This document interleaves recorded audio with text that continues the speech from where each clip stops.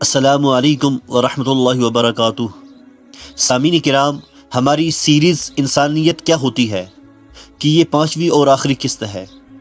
ہم نے اب تک 4 قسطیں مکمل کی۔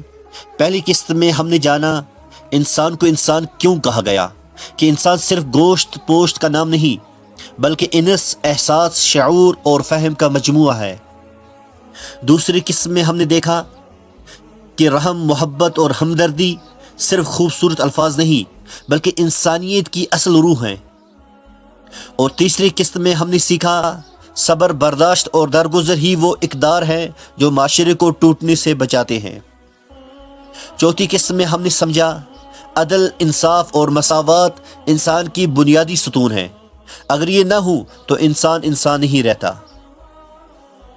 اور آج 5ویں قسط میں ہم انسانیت کا عملی اظہار سیکھیں گے، یعنی خدمت خلق، انسانیت کا اصل معیار۔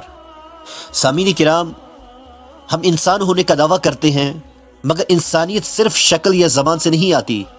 انسانیت عمل سے ثابت ہوتی ہے، اور اس عمل کا سب سے اعلیٰ مظہر ہے خدمت خلق، یعنی دوسروں کی بے غرض مدد کرنا، ان کی کام آنا، ان کی تکلیف دور کرنا۔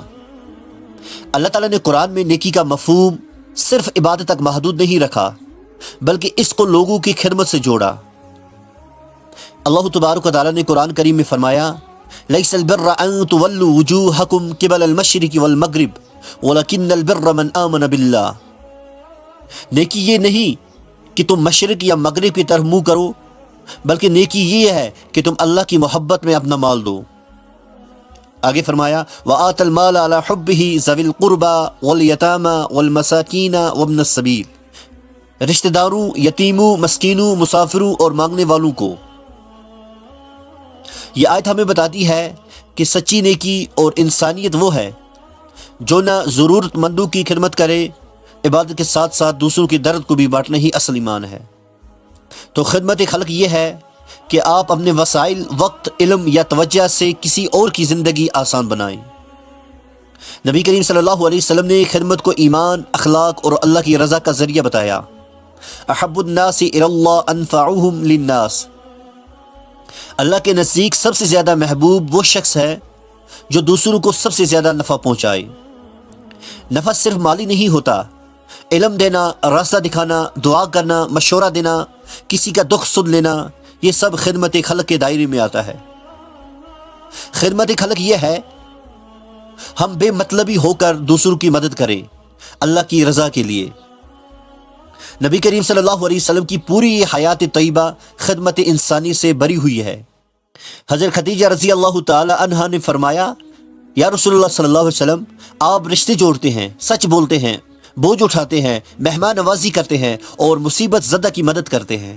ایک بوڑھی عورت نے نبی کریم صلی اللہ علیہ وسلم سے کہا کہ میرا سامان اٹھا دیں۔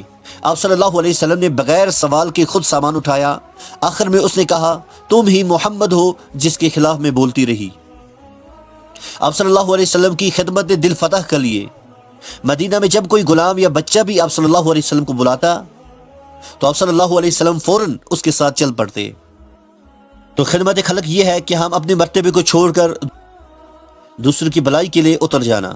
آج کے دور میں خدمت صرف مال سے نہیں، کسی بیمار کی تیمارداری، کسی غریب کی چھپ کر مدد کرنا، کسی دکھی انسان کو سن لینا، کسی کا حق دلوانا، کسی کے لیے دعا کرنا، سوشل میڈیا پر دعوت دینا، علم دینا، حوصلہ دینا بھی خدمت ہے۔ آج کے دور میں سب کچھ ہے، صرف درد بانٹنے والے کم ہیں۔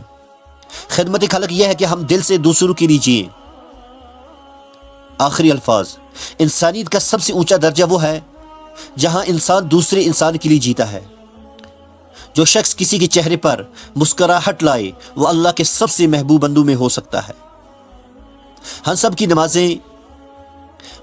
کی نمازیں اور روزے، علم تب ہی مکمل ہوتے ہیں جب ہم دوسروں کے درد میں شریک ہوتے ہیں۔ آئے ہم سب خدمت خلق کو اپنی زندگی کا مقصد بنائیں۔ اے اللہ ہمیں ان لوگوں میں شامل کر دے جو انسانوں کے لیے نفع بخش ہوں۔ آمین یا رب العالمین۔ الحمدللہ، آج 5ویں اور آخری قسط بھی مکمل ہوئی۔